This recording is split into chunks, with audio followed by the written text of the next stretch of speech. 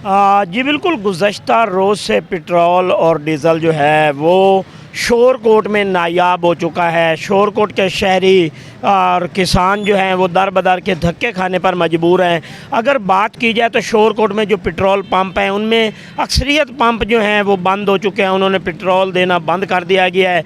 और चंद एक petrol pump हैं जो पेट्रोल दे रहे हैं और डीज़ल दे रहे हैं। बाकी जो पेट्रोल पंप और जो हैं उन्होंने पेट्रोल और डीज़ल देना बंद कर दिया गया है, जिसकी वजह से किसान और जो शहरी हैं उन्हें दर बदर के धक्के खाने पड़ रहे हैं। शोरकोट के शहरियों ने आला हुकाम से ये नोटिस लेने का मुतालबा किया है।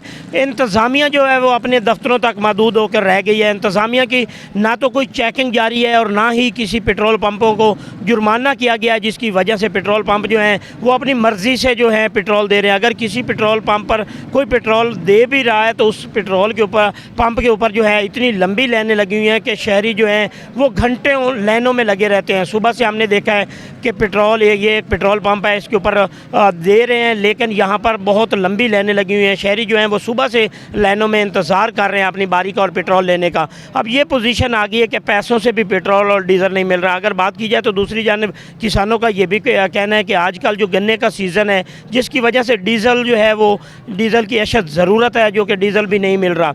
और अगर बात की जाए तो बाज़ औक़ात ऐसी जगह भी हैं जहाँ पर डीज़ल 300 रुपये लीटर मिल रहा है और जो पेट्रोल है वो 250 रुपये लीटर मिल रहा है। तो शोरकोट के शहरियों का ये भी कहना है कि हुकूमत को चाहिए कि इसके ऊपर कोई एक्शन लिया जाए ताकि ये जो पेट्रोल और डीज़ल है वो लोगों से बआसानी मिल सके। और दूसरी जानिब शोरकोट के जो असिस्टेंट कमिश्नर हैं वो हमें रात को तो एक आधे पंप के ऊपर नज़र आए हैं, उन्होंने वहाँ पर कुछ लाइनें भी लगवाई हैं और 100 या 50 रुपये का पेट्रोल भी डलवाया है, लोगों को दिलवाया है, लेकिन उसके बाद वो भी मंजर आम से गायब हो गए हैं। हमने सुबह से देखा है कि जो पेट्रोल पंप हैं वहाँ पर शहरी जो हैं वो धक्के खा रहे हैं, अपनी मोटर बाइक जो है वो खींच के लेके जा रहे हैं, उनके पास पेट्रोल नहीं है। दूर दराज से जो मुसाफिर हैं वो अपनी गाड़ियाँ रोक के खड़े थे, उनको भी पेट्रोल नहीं मिल रहा था। तो उन्होंने असिस्टेंट कमिश्नर DCO झंग और कमिश्नर फैसलाबाद से ये मुतालबा किया है कि कम अज़ कम यहाँ पर इनका चेक एंड बैलेंस होना चाहिए, जिसकी वजह से यहाँ पर पेट्रोल नहीं मिल रहा, लोग जलील हो रहे हैं। उस जलालत से बचने के लिए पेट्रोल पंप मालिकान को चाहिए कि पेट्रोल